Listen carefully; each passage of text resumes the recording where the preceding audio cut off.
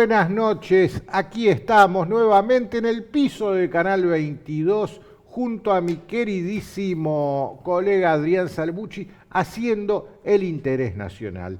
Y como siempre, nuestra intención con toda esta serie de programas que recomendamos que los vayan viendo secuencialmente, por eso les ponemos números a cada una de las emisiones del interés nacional, es despertar conciencia acerca de qué es lo que hay que hacer para defender al Estado-Nación soberano.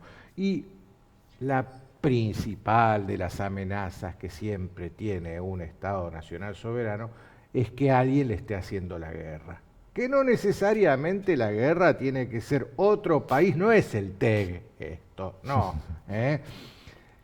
Hay muchos tipos de guerra, muchísimos. El objetivo de esta transmisión de hoy es analizar las diferentes formas que tiene el sistema, ya hablemos del sistema, de hacernos la guerra. ¿Cómo andás, Adrián? ¿Qué tal, Enrique? Buenas noches y buenas noches a todos. Sí, efectivamente, el tema de la guerra es tan importante para todos los países, para todos los pueblos, que le vamos a dedicar no uno, sino 2 programas, el de hoy y, si Dios quiere, el de la semana que viene. Y la semana que viene vamos a entrar en el tema que en realidad es el objetivo de estos 2 programas que estamos haciendo, que es la guerra moderna, que por sobre todas las cosas es primariamente una guerra psicológica. Tradicionalmente las guerras durante milenios, decenas de miles de años, fueron guerras militares y territoriales. Uno peleaba, una tribu peleaba contra la otra, me quiso sacar el territorio, lo voy a contraatacar. ¿Quién ganó? Y ganó el que tenía más tropas, con más aguerridos, más armas, tiró más piedras, hizo malabares con mayor éxito, y ese es el que ganó la guerra y a los otros los echó, los mató, se los comió, llegado el caso, porque así fueron las guerras, guerras militares, territoriales. Claro, esas guerras venían con un uniforme, Los rojos son los malos, los azules son los buenos. A ver cuánto comen los rojos y cuánto comen los, y después hacemos la contabilidad. ¿Quién ganó? Así fue durante decenas de miles de años. Pero en los últimos 4 siglos empezó a cambiar, porque los hombres tienen inventiva, tienen capacidad de generar nuevas cosas, y dijeron, no, vamos a ampliar los conceptos para estar preparados para la guerra. Y empezó a ser una guerra de recursos. Y el recurso principal fue, che, ¿qué arma tenés vos? Y yo tengo una espada. ¿Y vos qué tenés? Y yo tengo una lanza. Y yo tengo un arco a lo sumo. Nada más que eso no.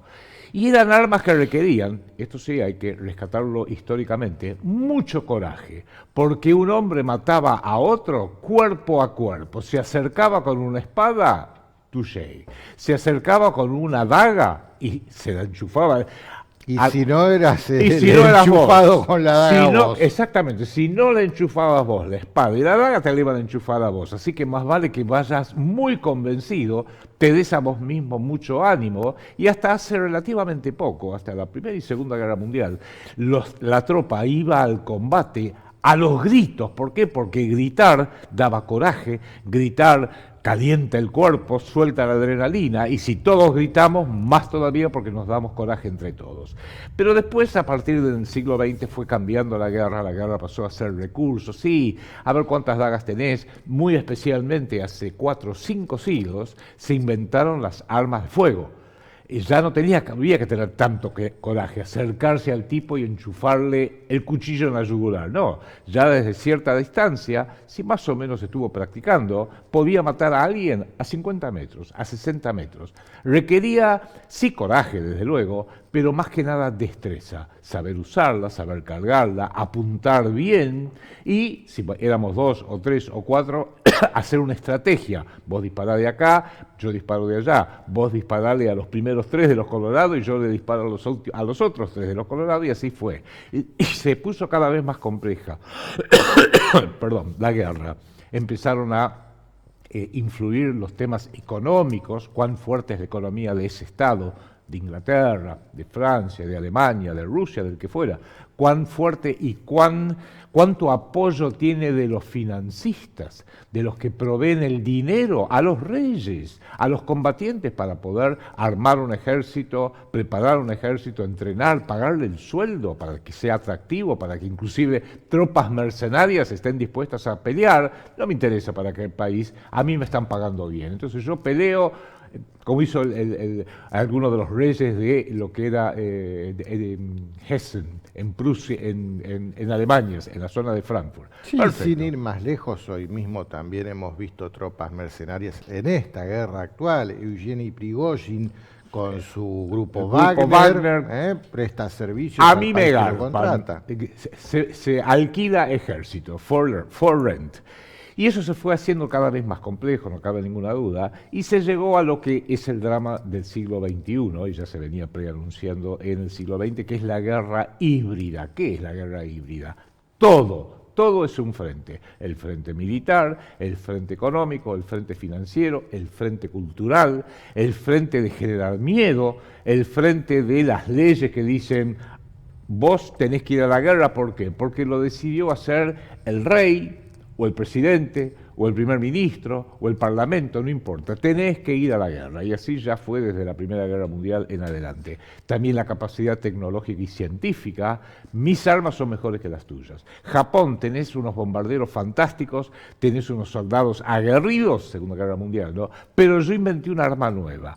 ¿Querés que te la muestre como opera? Andá a Hiroshima, andá a Nagasaki, mate a la ventana. claro, a Nagasaki, y después decime, ¿querés seguir peleando o la dejamos ahí? Y sí, tuvieron que obviamente rendirse. O sea, la inventiva, la capacidad de inventiva, los conocimientos científicos, tecnológicos, la capacidad de armar una fábrica para hacer, no un buen bombardero, 10.000 buenos bombarderos. Hay que hacer, ya que es bueno, hace uno y hace otro y hace otro, y todo eso requiere esto mucha es lo que mucha está demostrando capacidad. Irán a la hora de producir misiles. Claro. Es la gran sorpresa que el mundo todavía no termina de digerir No se y lo mucho esperaban. menos de aceptar. No se lo esperaban. Pero hoy, como vos decís, hemos llegado a tal punto que la guerra ya no es necesario el coraje, porque el coraje quedó de lado, y nos encontramos con un grupo de púberes que todo su entrenamiento fue desde que tienen 2 años jugar a la Play. El joystick. Y hoy están sentados en un sótano frente a una pantalla con cosas de realidad virtual,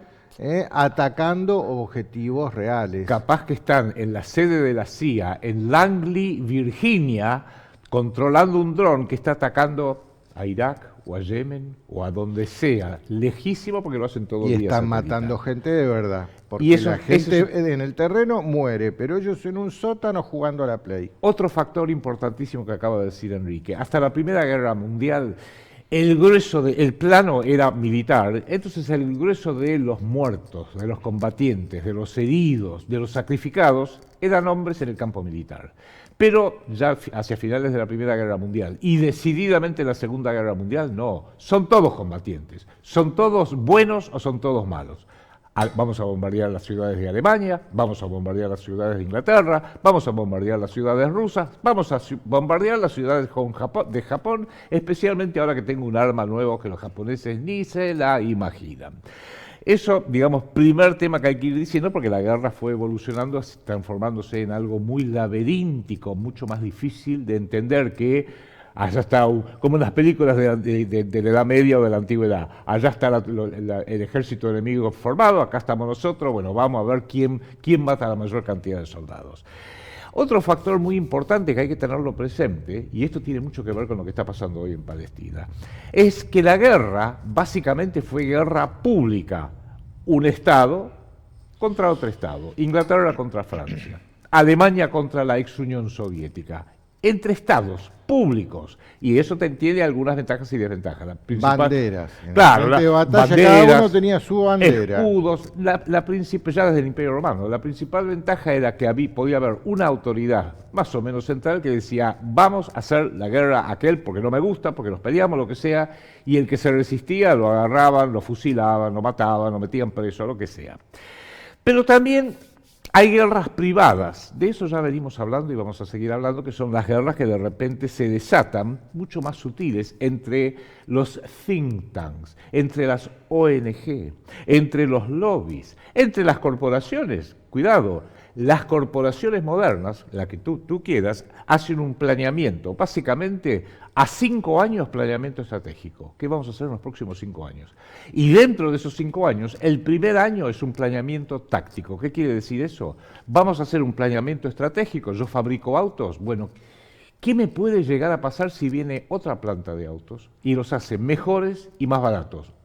¿Qué problema? Tengo que ir previéndolo.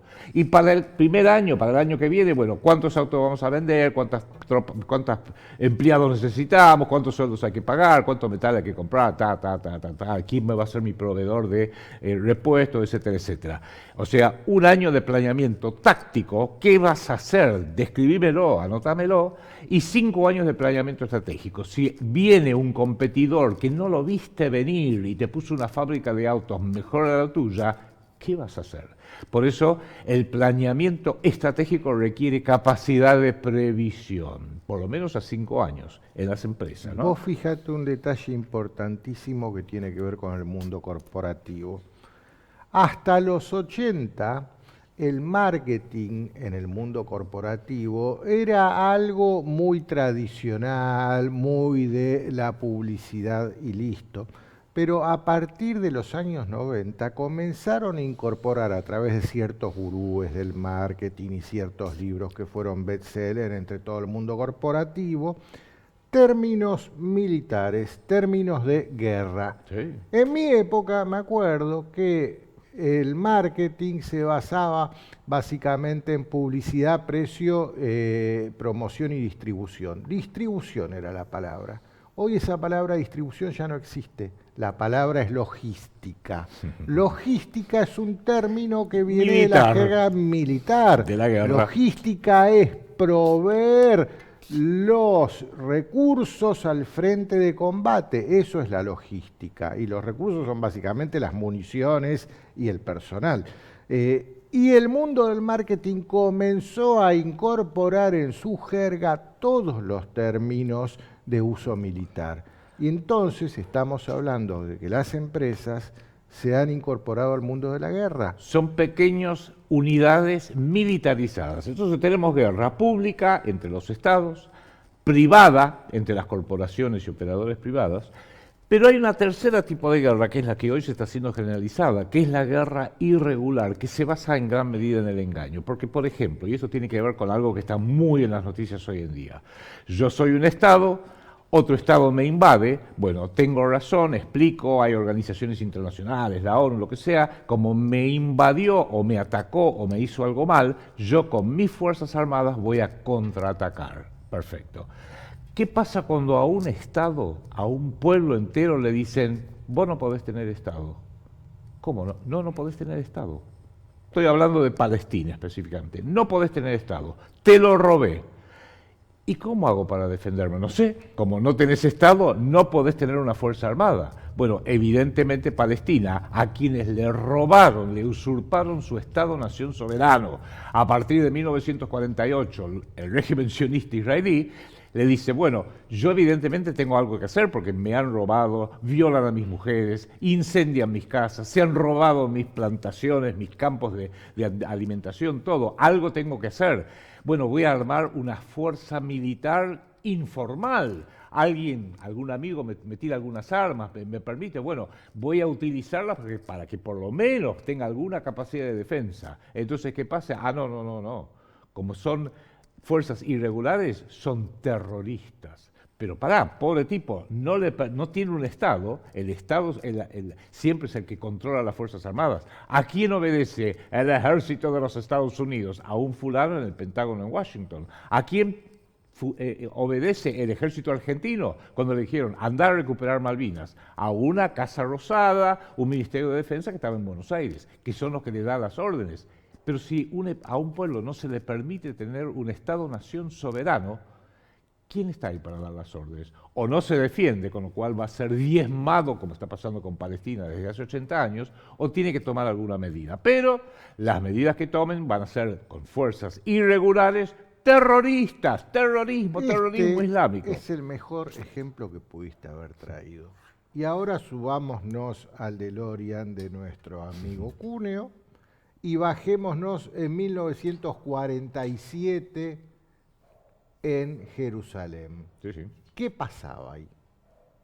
Bueno, ahí veíamos donde ya en 1947 estaba Palestina, era el mandato de Palestina a cargo de Inglaterra, y fuerzas irregulares sionistas, porque todavía no se había fundado el Estado de Israel, empezaron a hacerle la guerra terrorista a los ingleses para convencerlos que nos tenés que dar nuestro Estado. Inglaterra ya estaba cansado, la Segunda Guerra Mundial, lo que sea, y el símbolo quizás el más gráfico es que grupos de terrorismo urbano, que fue el gran invento del sionismo en el siglo XX, le pusieron, por ejemplo, una bomba a la sede de la comandancia militar británica en el mandato de Palestina, que estaba en un hotel que se llama el Hotel Rey David, que todavía existe, lo han reconstruido, es muy bonito. Pero hasta Milei va y se aloja ahí. Exactamente, es un hermoso hotel. Le pusieron una bomba, derribaron al edificio en una forma muy parecida, sospechosamente parecida al de la AMIA y de la DAIA, mataron a 100 personas. Bueno,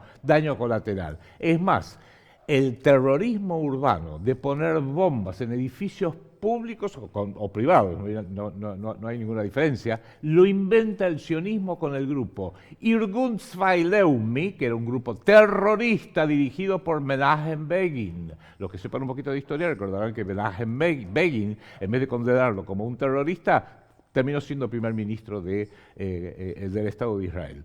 Y así sucesivamente. Para ir... Sí, pero aclaremos por esto también.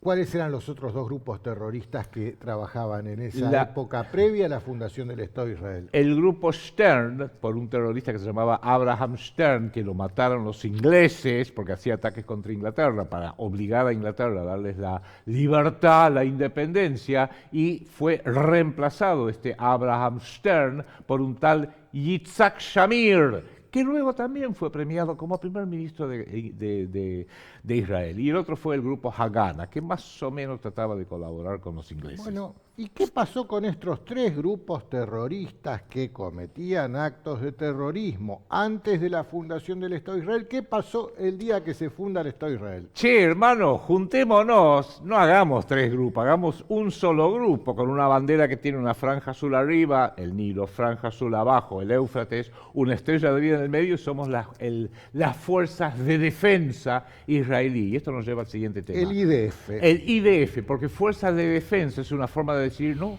Israel es pacífico, solo se defiende.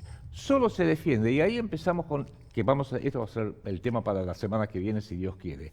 Es la guerra psicológica, porque la guerra moderna es por sobre todo una guerra psicológica. Estados Unidos habla del soft power, el poder suave. ¿Qué es el soft power? Es hacer la guerra ya no tanto con armas necesariamente, con bombas, con misiles, etcétera, sino con Coca-Cola.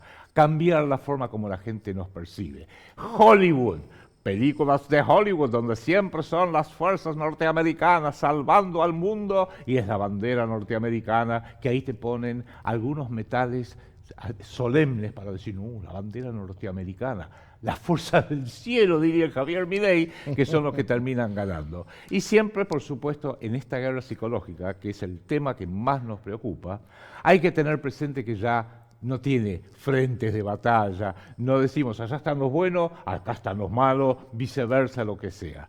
Y si vos me permitís, Enrique, ¿me dejás contar un cuento? Sí, sí.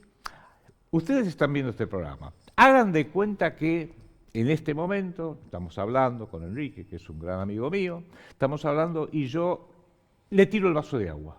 Uy, qué despelote, se lo tiré encima, le manché todo el papel, hice un enchaste acá. Agua, no pasa nada. Viene acá un asistente en este... Después pido un vino, y del caro. Exactamente. Viene un asistente en este lugar donde nos reciben con una cordialidad total, el Canal 22, Santiago Cuño, viene, seca un poquito, lo que sea, y le dice a Enrique, tome otro vaso de agua, perfecto. No, el vino y el caro. Bueno, acá no pasó nada, y Enrique va a decir, bueno, pobre Salvucci. Un accidente, lo puede tener cualquiera. Pero ¿qué hace Salvucci? ¡Paf! Se lo tira otra vez. Y ahí sí ya no te lo voy a perdonar, ya no es agua. Espera. Le va a decir, bueno, está teniendo un mal día, se debe haber peleado con la mujer o chocó con el auto, está teniendo un mal día, ya no va a sonreír, va a decir, bueno, Salvucci tiene un mal día, pero es mi amigo, vamos a tolerarlo, seca todo otra vez, etcétera, etcétera. Nuestros queridos amigos acá traen un tercer vaso de agua a Enrique Romero y Salvucci, ¿qué hace? ¡Paf! 3 veces. Ya Enrique se va a levantar, va a decir, a este tipo algo le pasa, me tiene repodrido, y si sigue así, y yo lo empiezo a agredir. Lo que pasa, Enrique, que vos sos un tarado, no te das cuenta que ahí no podés poner el vaso que está muy sobre el borde, no te pongas los papeles ahí, encima le empiezo a gritar, a insultarlo, y mientras va haciendo la cosa se va poniendo cada vez peor, y en determinado momento Enrique se levanta, me da una trompada enorme y me deja este ojo en compota. Pero imaginen lo siguiente. Paso a ser el agresor. Imaginen lo siguiente, por alguna razón, que no viene al caso, pero sería digno y bueno investigarla, los que estaban grabando aquí en el canal dicen, bueno, vamos a hacer un programa. Y el programa que va a ser el interés nacional y empieza con Enrique enchufándome una trompada. ¿Qué van a decir todo el mundo? ¿Qué le pasa a Romero? Pero si estaban trabajando, lo agredió a Salvucci gratuitamente, y Salvucci se queda acá y dice, ¡ay, ay, ay! ¡Ay, ay, ay! Me pegó el ojo, ¡ay, ay, ay! ¡Cómo me duele el ojo! Este Romero se volvió loco, lo agredió a Salvucci, claro, porque la grabación del Interés Nacional, presentada por Canal 22, por alguna razón que vale la pena averiguarla, empieza con Enrique Romero enchufándome una trompada. ¿Por qué digo todo esto? Porque justamente la forma de guerra psicológica respecto de las guerras en sí es elegir en qué momento empezó este conflicto. Ya hemos dado muchos ejemplos aquí en el pasado. Cuando se elige una fecha paradigmática, hay gato encerrado. ¿Cuándo empezó la Segunda Guerra Mundial? El 1 de septiembre de 1939, cuando Adolfo Hitler había comido algo que le hizo mal a la panza, estaba muy enojado y dijo, ya sé lo que hago, invado Polonia. E invadió la mitad de Polonia. La mitad de Polonia, 1 de septiembre de 1939, porque 14 días después, el 15 de septiembre de 1939, la ex Unión Soviética de José Stalin invadió la otra mitad de Polonia, pero nadie le declaró la guerra. A Hitler, a Alemania le declararon la guerra Francia y Inglaterra el 3 y el 4, el 2 y el 3 de septiembre de 1939. Pero el 14 invadió la ex Unión Soviética y nadie vio nada. No, yo no vi. ¿Vos viste algo? No, yo no vi absolutamente nada. Entonces la historia dice, la Segunda Guerra Mundial empezó cuando Alemania invadió Polonia. Está bien, pero... Y la Unión Soviética, y ya que Inglaterra y Francia invadió Polonia, ¿qué hizo para ayudar a Polonia? Nada, perfecto. La otra que todos conocemos, que es la muy actual, estaba todo bien, todo pacífico, había un show de rock, fueron unos chicos jovencitos, etcétera, etcétera, y el 7 de octubre del 2023, los gazatíes, Hamás hizo un ataque feroz contra Israel, cosa que es real, hizo un ataque militarizado, feroz, con motos, con armas, todo, etcétera, etcétera, etcétera. O sea, sí, el caso Rusia se aplica lo mismo. Lo mismo Estaba todo bien con los ucranianos y de golpe Putin tuvo un mal día y decidió ir y atacar 24 Ucrania. De febrero del 2022 creo que fue, exactamente. Bueno, entonces... Justamente hay que observar y ser muy cuidadoso. ¿Quién es el que tiene el poder para armar el relato? ¿Por qué hay una guerra? Bueno, hay una guerra por esta otra razón, parte del relato. ¿Cuándo empezó? Y empezó a ver el día que Alemania invadió Polonia. Ajá. Pero después, no, la Unión Soviética es otro tema. No. ¿Cuándo empezó esto? El día que Hamás atacó a un grupo de chicos que vivían al sur, que fue terrible, en Israel. Pero antes, ¿qué pasaba? No, antes hubo 80 años de ocupación, de genocidio, de humillaciones de todo tipo de los israelíes en contra de los palestinos, y hoy los están decimando, los están destruyendo. No, pero no me hables de eso. 7 de octubre del 2023 y agarran un gran plug y un martillo y te lo meten adentro de la cabeza. Otro ejemplo de esto que vos decís, hoy el mundo está en vilo a ver si a los ayatolas se les ocurre mandar misiles contra Israel. Y no te cuentan la historia de que en el año 2009 apareció un paper de un think tank en Washington recomendando todo el camino para provocar esta guerra actual. recomendándolo, y el guión escrito al pie de la letra se cumplió. El think tank es del Brookings Institution, que está más vinculado con el Partido Demócrata, que ya hemos hablado del antisistemismo explícito sobre este tema. Es un think tank, ya hicimos un programa dedicado a los think tanks como planificadores a largo plazo, y era tal la previsión que tenían en junio del 2009, que ya dijeron, lo vamos a hacer con Bibi Netanyahu, y vamos a hacer que Bibi Netanyahu haga todo el trabajo sucio, como están diciendo ahora a nivel mundial. Pobre Bibi, está haciendo todo el trabajo sucio para la humanidad. Gracias, Bibi, por asesinar a todos esos gazatíes. Tenés razón. ¿Qué son? La última cifra se está hablando, son 377.000 muertos entre hombres, mujeres, niños. Bueno, pero son todos musulmanes. ¿A quién le interesa? Al mundo occidental decididamente no le interesa. Y así va quedando y se va armando el mito. Por eso decimos que la verdadera guerra que estamos hoy enfrentados es una guerra psicológica donde el frente ni siquiera está en la esquina o a 100 kilómetros de acá. El frente está acá dentro. El frente está acá dentro y buscan de la forma más sutil, más sofisticada y muy artera y muy bien investigada de cómo dominar el cerebro de las personas, la mente de las personas. Tenemos que saberlo. Primera ley que hay que saber cada uno de nosotros, no solamente a nivel de nación, a nivel de barrio, a nivel individual, es, ¿estoy en guerra?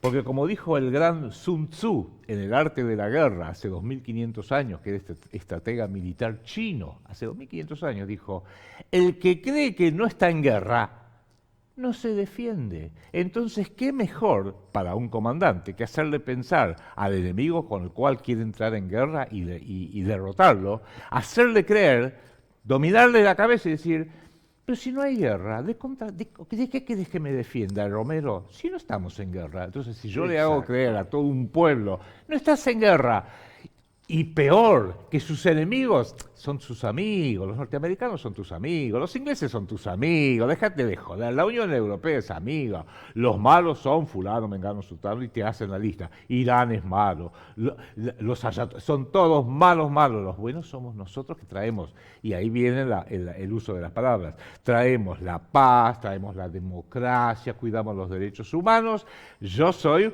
un gobierno democrático, y los que no me gustan son todos el régimen iraní, el régimen, etc.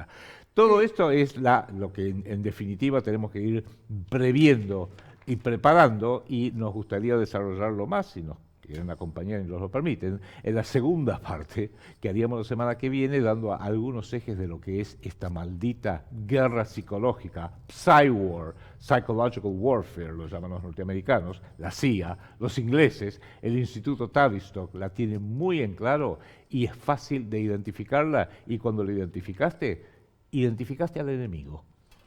Sun Tzu está considerado el padre, por lo menos es el más antiguo rastreado y documentado de los estrategas, chino, obviamente.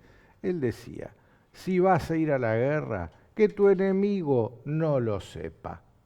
Entonces, hoy nos manejan en un mundo en guerra con la principal arma de guerra, y esa es la guerra psicológica. Es la madre de todas las guerras. Y de esto casualmente va a tratar la segunda parte de esta serie del Interés Nacional dedicada a la guerra. Pero esto lo vamos a ver el miércoles que viene a las 23:30 por Canal 22. Bueno, Adrián, nos veremos allí entonces nuevamente. Sí, señor, listo, chao. Muchas gracias a todos. Y ya saben, la mejor manera de colaborar con el Interés Nacional es difundiéndolo. Así que difundan